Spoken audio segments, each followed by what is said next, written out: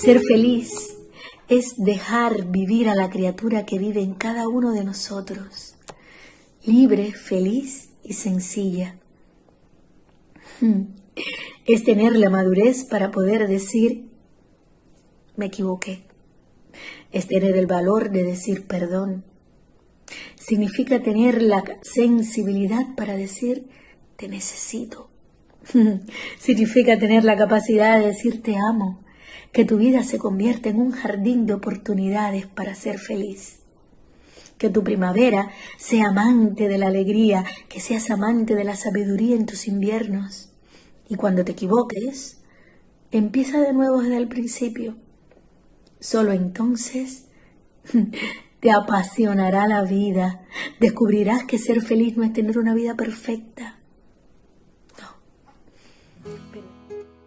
La cultura en nuestro país está por reformar y la pandemia aún ha reafirmado más esta situación.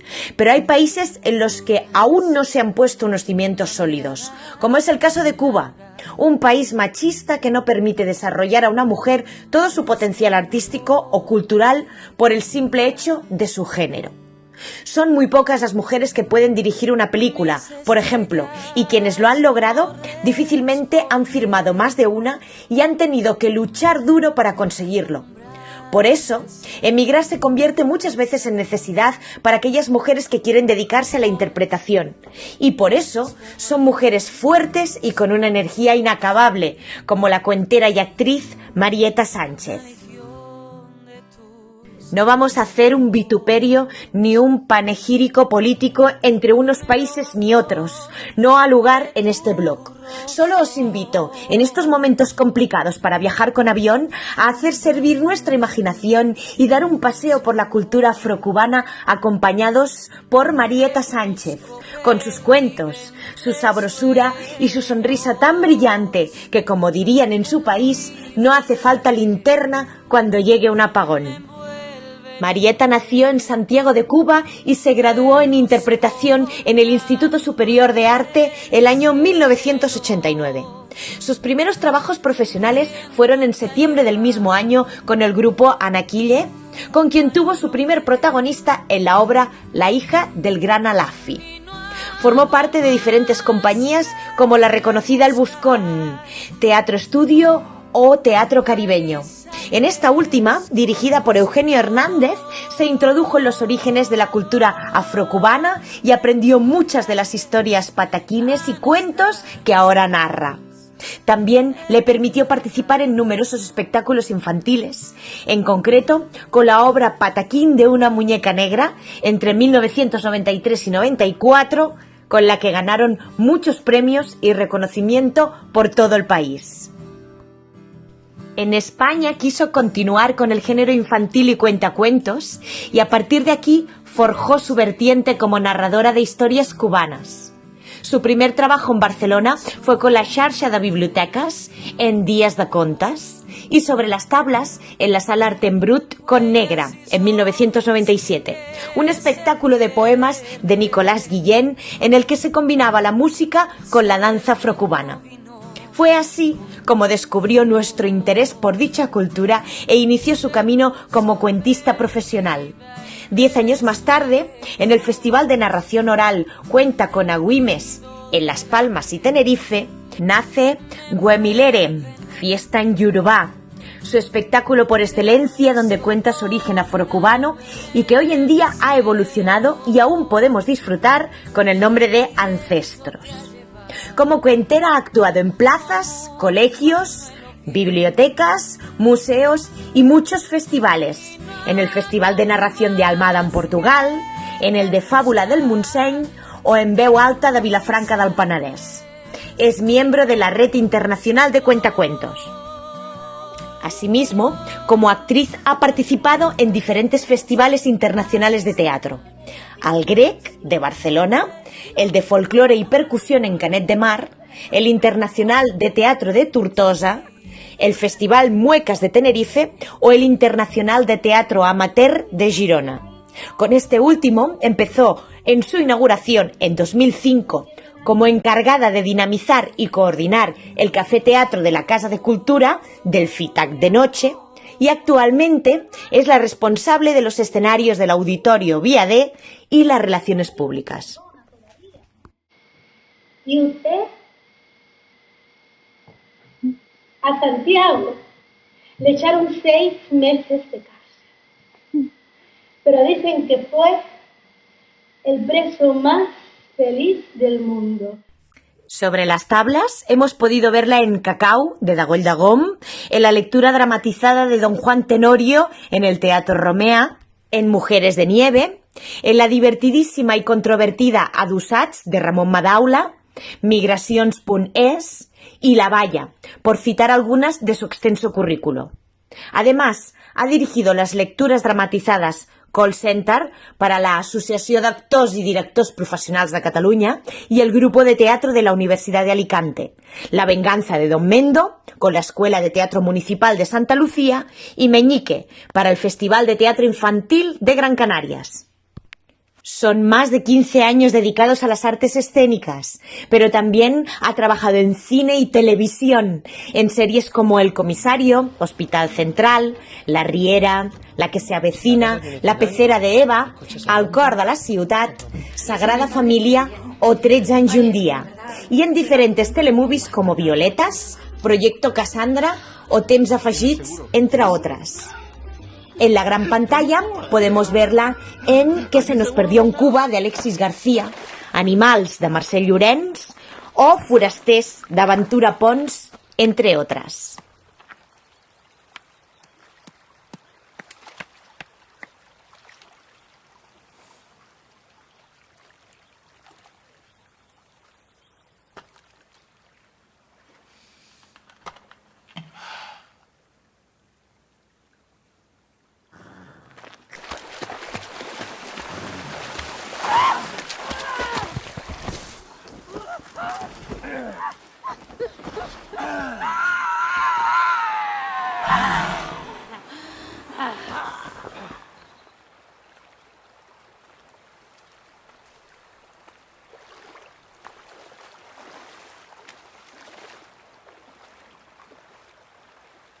Para finalizar el recorrido por su trayectoria profesional, cabe destacar su trabajo como docente en las especialidades de interpretación, comunicación oral y comunicación no verbal en varias universidades de España. Durante el confinamiento, Marieta se ha reinventado y actualizado a los nuevos tiempos con un canal de YouTube en el que nos cuenta sus reflexiones sobre la pandemia a través de temas como la necesidad de lavabos públicos ante las restricciones horarias de la restauración, sobre cómo ligar con la mascarilla puesta, cómo hidratar el pelo en casa y, lo más importante, sus experiencias como madre soltera de un niño de 10 años. Su caballero, como ella lo llama, compañero inseparable desde que nació y que ha llevado con ella a todos lados, platós, grabaciones, teatros. El hecho de relacionarse y que alguien te invite a salir abiertamente y te diga, oye, me gustas, y esas cosas ya cuesta un poco porque es una cultura muy de introversión, imagínense, con esto puesto. ¿Qué mejor lugar que conocerla y hablar con ella en la Casa das Contas, donde poco después de esta entrevista pudimos disfrutar del espectáculo Mujeres de Nieve?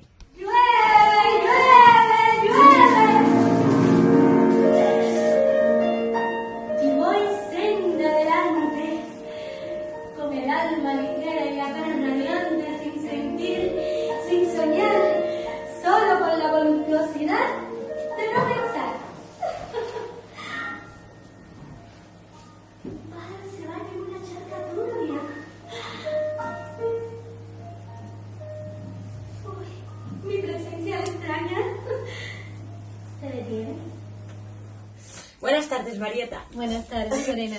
Es un placer conocer a una actriz cubana y residente en Barcelona desde hace unos años, pero que sigue impregnada de esas raíces cubanas, ¿no? Supongo que debe ser muy recurrente que te pregunten sobre la situación política y social de tu país, así que solo hablaremos de ello si a ti te apetece. Lo que sí que me gustaría es hacer una pequeña apreciación. Qué bonito seguir sintiéndote con tus interpretaciones y esta obra tuya cubana, ¿no? Sí, yo creo que, bueno, es tu identidad nunca la pierdes, con lo cual poder expresar y explicar a otras culturas lo que es tu cultura, de dónde viene, cómo es tu sentimiento, cómo es tu crecimiento, en ese sentido es bonito, ¿no? Esa es la pluriculturalidad, ¿no? La inclusión, esa es la inclusión. Sí. Hablemos de tus inicios. ¿En qué momento decides venir y por qué eliges España pues como destino, no? No, fue una casualidad. No fue una decisión. Cosas que pasan. Y conocí, estuve trabajando durante un periodo con un casal hubo un tiempo en que existían como los casales que se hermanaban con la ciudad de La Habana, y conocí a un casal que estaban en Siches precisamente, y estaban en Cuba, y ellos tenían como esa hermandad, y yo estuve trabajando con ellos un poco, enseñándoles la ciudad y todo el tema cultural, y me invitaron aquí, y bueno, pues me vine. Ahí fue cuando conocí quién eran los catalanes, porque para mí todos eran gallegos. Y la canción de Marieta de Baixant de la Font del Gat, una noia. Marieta de l'Olviu, que yo no conocía, ¿no? No conocía de alguna manera que esta canción, o que esta historia, ¿no? De on venía el meu nom.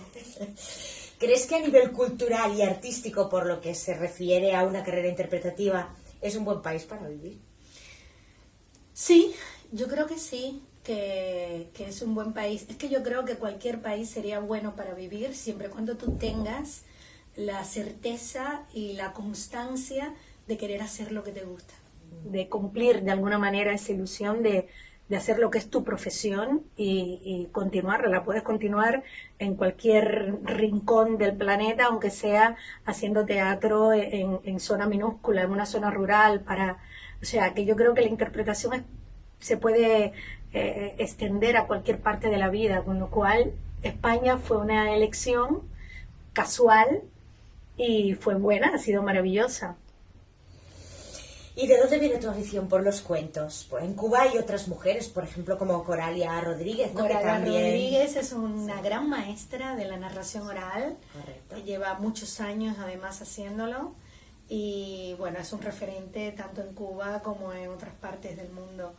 Y yo empecé precisamente porque contaba para niños, como trabajaba como profesora de teatro para niños también, pues empezando esa historia y haciendo cuentos para niños en clase con los niños, empecé la narración oral con un personaje que se llama Tía Tata Cuentacuentos, que viene de un personaje de Cuba de cuando yo era niña, y lo quise retomar trabajando las historias cubanas, y a partir de ahí me gustó tanto que empecé a trabajar no solo a nivel infantil, sino también a nivel de adulto, pero esta vez quería mostrar lo que era la parte afrocubana. Entonces son los cuentos afrocubanos, los pataquines afrocubanos, los que yo hago como narración oral para adultos. ¿Y has participado como cuentera en plazas, escuelas, bibliotecas, museos? Festivales, en Portugal, en Canarias, en el festival de Agüimes, bueno, he estado en Veu Alta, he estado en muchos festivales, y es un placer contar, porque la narración es algo muy cerquita, te acerca muy rápido a la gente. No es una obra en la que tienes que imbuirte y esperar a ver qué pasa, sino todo lo contrario, enseguida conectas con la historia, ¿no? Y como son historias que la gente desconoce, pues es sorprendente la reacción del público, es muy acogedora, la verdad. Y tu faceta de actriz mezclada con la de narradora me provoca preguntarte, cuando interpretas un cuento, ¿estás contándolo? ¿Estás creándolo o estás recreándolo? Lo hago todo. Es un complot, un completo de todo. No soy una narradora oral al uso, no solamente utilizo la palabra, que es lo que se utiliza en la narración oral, porque como vengo de la interpretación, pues trabajo mucho lo corporal. Además, los cuentos que yo hago son cuentos afrocubanos que tienen música y danza, y yo hago la música, y bueno, la música me acompaña un percusionista, pero bueno, canto las canciones y hago también un poco la gestualidad, tengo una gestualidad muy específica, hago la gestualidad para que se entienda bien la historia. Y con los niños es igual, si tengo que hacer un elefante me pongo, si tengo que hacer una tortuga, hago la tortuga, o sea, porque yo creo que una forma de acercarnos es lo visual, ¿no? y recrear una historia con música, con lo visual, es una manera de narrar casi interpretativa, pero no estás interpretando un personaje, estás interpretando una historia. Claro. Si nos fijamos en el papel que ha tenido la cultura cubana en la mujer, vemos que históricamente es muy reciente el acceso de la mujer a la escritura, que muy pocas mujeres sabían escribir. Hoy tenemos la oportunidad de poderos ver a ti, a Marieta Sánchez, con Yanéis Cabrera y María Lilia Cano, 3 mujeres a interpretar Mujeres de Nieve. Que están por aquí y después les voy a pedir que pasen para que las vean y las conozcan porque Perfecto. son mis Una 3 foto, lindas ¿no? cubanas. Nunca estará mejor dicha la frase: qué suerte tenemos, teniendo en cuenta todo lo que acabamos de decir, de poder disfrutaros. Sí, es una suerte encontrar en el camino gente que te pueda acompañar de tu mismo lugar, de tu mismo país y de tu misma manera de pensar o de ver el arte, de crear. Eso es muy importante y yo digo siempre que soy afortunada porque estoy muy bien acogida con una gran pianista que interpreta la música y canta, y con una actriz que es brutal, que me arrastra a los sentimientos más hermosos. Sí. Amor, desamor, pasión, algunos de estos sentimientos, y como no, de nuevo ese sentimiento de identidad, contextos propios vuestros, ¿no? Sí, sí, aquí es una historia que es hecha de poesía de diferentes mujeres latinoamericanas, está pensada para la mujer. Yo cuando empecé a recrear en mi cabeza la historia, dije, tiene que ser algo de mujeres, para mujeres, con la fuerza que tiene la mujer, ¿no? Y con la sensibilidad también. Y yo creo que bueno, escogimos diferentes poetas latinoamericanas, poetas de diferentes épocas, por eso se estrenó en Casa América de Cataluña. Y hay canciones que son de Lili también, y interpretamos música de Cuba. Y bueno, la letra es de una canción de Silvio, el nombre de la obra es de una canción de Silvio que está dedicado a la mujer. Entonces era un poco abarcar un poco todo, ¿no? Y parece que actualmente un poco la falta de tiempo, horarios laborales, el ir siempre corriendo, pues son algunos de los motivos por los que ya no contamos cuentos, ¿no?, antes de dormir. Y lo peor es que no leemos muchos libros. ¿Crees que el confinamiento ha provocado el volver a disfrutar de la literatura y de volver a leer cuentos a nuestros hijos? Yo creo que el confinamiento ha provocado el reencontrarnos en situaciones que habíamos olvidado. Y eso es fundamental. O sea, no tanto a nivel relacional, ¿no?, a nivel de las relaciones familiares o sociales, sino también a nivel íntimo, ¿no? El poder decir, tengo tiempo para dedicarme 2 minutos a leerme algo que no había leído o tenía pendiente de hace mucho tiempo, o escribir algo que quería escribir y no podía. O yo creo que el día a día, la rutina en que nos vemos imbuidos, nos arrastra a una rapidez, le iba a decir en catalán, a una rapidez que se nos olvida el darnos tiempos para disfrutar, los pequeños disfrutes, ¿no?, que puede ser el pequeño disfrute individual o colectivo en familia. Yo creo que los padres, al reencontrarse con más tiempo con los niños, han tenido tiempo de jugar más, han tenido tiempo de conocerlos más. Obligadamente, quizás. Obligadamente, quizás, pero está bien. O sea, ha sido una pausa que ha sido positiva. Si lo vemos de esa manera, ha sido positiva porque, aunque ha sido obligada, ha reencontrado cosas que ya no dejaron de ser obligadas para convertirse en una rutina diaria, y es hermoso también que pase eso. Bueno, ¿y tú has tenido ocasión de leer muchos libros en casa durante el encierro? ¿Cómo te ha afectado en tu situación personal y laboral?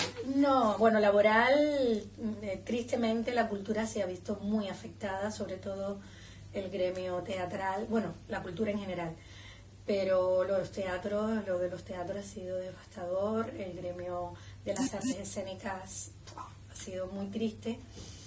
No solamente por el aforo, por los cierres, por la no programación, o sea, ha sido una pandemia que ha arrastrado a que todos tengamos un cierto halo de, no solo de tristeza, de añoranza, de frustración, sino también de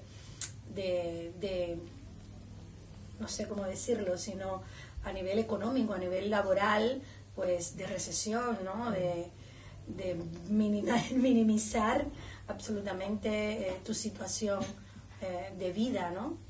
y esto pues es duro de llevar, ha sido duro llevar, sobre todo y también está siendo duro de llevar, todavía quedará un poquito, pero siempre hay luz al final. Y mira, después de la tempestad viene la calma, esos son refranes muy antiguos que siempre son muy sabios. Y yo creo que iremos poco a poco retomando. Mira, tenemos aquí la Casa dels Contes, que es un magnífico lugar que nos ha acogido en este momento, que tiene una programación muy amplia, y buscar pequeños huecos donde poder de alguna manera mostrar el trabajo que tenemos, continuar mostrando el trabajo que hemos hecho. Y en cuanto a tu carrera, qué extraño debió ser el último FITAC, ¿no? Oh, el FITAC. Extrañísimo, El ¿no? FITAC es para mí es mi respiro del año, es como el pulmón que me hace respirar durante todo el año, pulmón teatral, porque estoy durante una semana en un festival viendo 20 y pico de obras de teatro, y es maravilloso, y compartiendo con un público diverso de todas partes del mundo. Entonces llevo casi 15 años en ese festival. Este año ha sido lo raro de mascarillas, por favor limpiemos, corriendo todos, limpiando sillas, Natalia, bueno, ha sido, pero se ha hecho. ¿Se ha hecho? Se ha hecho con muchas medidas de seguridad, ha habido un incremento de público maravilloso, una respuesta súper consciente y súper buena, y hemos estado ahí. Y además tú estuviste con los contes de la tía Tata. Hice la tía Tata ¿Qué de tal Cuentacuentos. desde el otro punto? ¿Cómo viste después de salir casi de todo este follón desde el escenario? Porque hemos hablado desde tu faceta más como relaciones públicas, ¿no? Sí. Pero como actriz... Bueno, como actriz fue de alguna manera apoyar el festival, ¿no? No teníamos, había muchos grupos que se habían caído a última hora, que no podían venir, no podían viajar, es un festival internacional, entonces yo dije, pues yo hago lo que sea, que hay que ponerse. Y teníamos ahí el hueco del Te veo con el desinfectante, el termómetro y en el escenario. Ahora, espera un momento, que ahora cuento los cuentos. Que me he visto. El FITAC es una idea que surgió hace unos años y no queríamos que se perdiera, porque es hacer teatro para niños, o sea, que los niños tuvieran ese espacio los sábados donde poder venir y contar historias, contar cuentos o representar, porque también hay grupos de teatro que representan obras de pequeño formato para niños. Y estuve ahí contando para ellos. Yo me alejé, le dije, ustedes no se quiten la mascarilla, pero yo voy a quitarme la mascarilla para que me puedan ver toda la cara. Y con toda la distancia, pues lo hicimos y fue muy bonito. Fue raro, porque había pocos niños por el aforo, pero el público responde tan bien, es tan agradecido que vale la pena el esfuerzo. ¿Y qué tal se presenta este agosto en el FITAC? Ahí estamos, están abiertas otra vez las plazas, así que pueden inscribirse. Este Festival de Teatro Amateur de Girona, FITAC, están abiertas todas las propuestas, las iremos revisando. Y el director Martí Peraferrer, que es un gran creador y amigo, director y hombre de teatro, pues nos dirá al final qué programación se hace, pero lo haremos este año. Esperemos que ya con todo el tema de la vacuna sea un poco más leve y tengamos unas medidas un poco más amplias, pero bueno, se hará. La cultura de seguir. Ya que mencionamos el futuro, ¿qué proyectos tienes previstos en un mañana inmediato casi? En un mañana inmediato, aquí el día 1 de mayo, Día del Trabajo, aquí esta mujer trabajadora pondrá una obra que se llama Santa Cecilia, de Abilio Esteves, un escritor, dramaturgo cubano, dirigida por mi querido Alfredo Alonso y yo, y estará también María Lilia Cano al piano, que es mi músico fetiche, está en todas las obras, y estaremos haciendo Santa Cecilia, que es una obra dedicada a La Habana, es un monólogo precioso, con un nivel de intensidad y de poesía muy bonito. Y ya después continuar caminando con Mujeres de Nieve y Santa Cecilia por donde se pueda. Mi nombre en la otra vida y en este fondo marino es y será Cecilia. Nombre de mulata novelesca. La luz es tan intensa que los habaneros se vuelven invisibles. También hay una cosa cosa que estoy haciendo, que me regañaron por no decirlo el otro día, que es Therapy Dance, que es una especie de evento en el que daré unas clases de empoderamiento femenino a través de las herramientas de la interpretación. Cómo podemos encontrar esa positividad, cómo podemos encontrar esa fuerza, cómo podemos volver a creer y a ilusionarnos a través de las diferentes herramientas de la interpretación. Esto más en tu versión pedagógica. Eso más en mi versión docente, que yo, independientemente de actriz, también tengo la versión docente. Hay que ganarse la vida, todo, tengo que claro. comer. ¿Y alguna plataforma? ¿No vas a saltar alguna plataforma? Bueno, como la plataforma no me llame, esto está... Ya llegará, fatal, que se ha puesto las mucho de moda. plataformas están... Mira, yo tengo cuñas, pero la plataforma nada. Yo no sé qué pasa, yo me imagino que en algún momento abrirá el arco iris de personajes para mujeres latinas y Yanez Cabrera, esta magnífica actriz, yo y muchísimas otras que están en España puedan incursionar en cualquier plataforma con cualquier personaje y no solo con un personaje latino marginal, sino con un personaje inclusivo, un personaje que tenga que ver con la realidad de la sociedad española, es que hay una diversidad cultural maravillosa. Bonita manera de acabar con este deseo, pero aún te propongo una manera más bonita. Sería muy bonito que nos contaras un cuento pequeñito o un proverbio típico cubano. Madre ¿Te animas? mía, bueno, cuento pequeñito, proverbio cubano. Mira, mientras piensas... Mira, yo un proverbio Que me voy a ir, que te voy a dejar sola.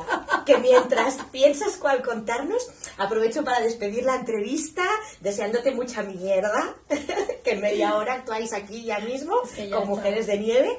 Y gracias por este pequeño viaje a Cuba que vamos a hacer, ya que ahora en tiempos de pandemia no podemos volar con avión, Pues, pero sí viajemos que por el podemos teatro. con vuestras palabras y con nuestra imaginación, ¿no? Muchas gracias a ti Así por que esta entrevista. Te dejo aquí, ¿eh? Y bueno, ¿Te dejo?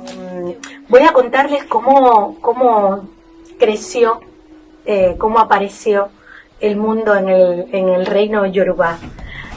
Cuentan que antes del mundo no existía nada, la tierra era una gran bola de fuego, y entonces Olofin, Olodumare, el Padre Celestial, Dios Divino, mandó a todos sus orichas para que crearan la naturaleza, para que crearan la tierra, con lo cual cada oricha, que significa Dios en Yorubá, empezó a crear los elementos de la naturaleza. Ogún, el guerrero, creó el monte. Yemayá creó el mar. Ochum, la dueña de las aguas dulces, creó el río. El Eguay, dueño de los caminos, creó el camino y la encrucijada. Ochosi, el cazador, creó los animales. Changó, el guerrero, creó el rayo y el trueno. Oya, la diosa de la tormenta, el cementerio. Y así, Ogún, Oyá, Changó, Yemayá, todos los dioses fueron creando la naturaleza. Pero se le encomendó al gran sabio Batalá, dueño de las cabezas, la más difícil de las creaciones, que era crear el hombre. Así que Batalá, el viejo sabio, bajó a la tierra, cogió un poquito de arcilla, hizo una bolita, dos patitas, dos piernecitas, dos bracitos y ¡ala! Lo mandó a caminar por el mundo. ¡Ah! La que se formó, porque claro, los hombres empezaron a darse golpes uno con los otros, a pelearse, no sabían si vivir en el fuego que había creado Changó, si dormir en el mar donde estaba Yemayá, si tomarse el agua del río o tirarse de cabeza de una ceiba, no sabían cómo reaccionar.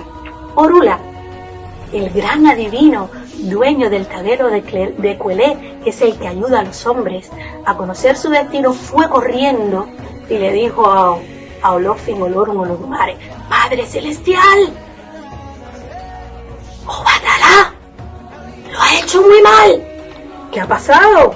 Dijo: pues que allá abajo hay tremendo reguero, se ha formado tremenda palotera, los hombres dan golpes unos con los otros, no saben qué hacer, no saben si vivir en el mar, si comerse la ceiba, no saben cómo comportarse. Y Olofin se enfadó y dijo: pero ¿cómo es posible? Manda a buscar a Obatalá. El viejo sabio vino casi arrodillado, pidiendo disculpas. ¿En qué te he ofendido, mi Dios? ¿En qué? Te dije que creara al hombre a imagen y semejanza de nosotros los dioses. ¿Y qué has hecho? ¿Por qué están peleándose? ¡Ay! Dijo Batalá, se me olvidó crearle la cabeza. Así que bajó corriendo, volvió a armar bien una arcilla, le hizo 2 ojos, una boca, una nariz, las orejas, levantó su poallé y le dio el don de la inteligencia, que es el don que poseía Batalá. Desde entonces y para siempre, cuentan los viejos de la antigua Nigeria, de que los hombres ya no se pelean los unos con los otros, ni crean el caos, porque tienen el don de Obatalá de ser inteligentes. Modupo.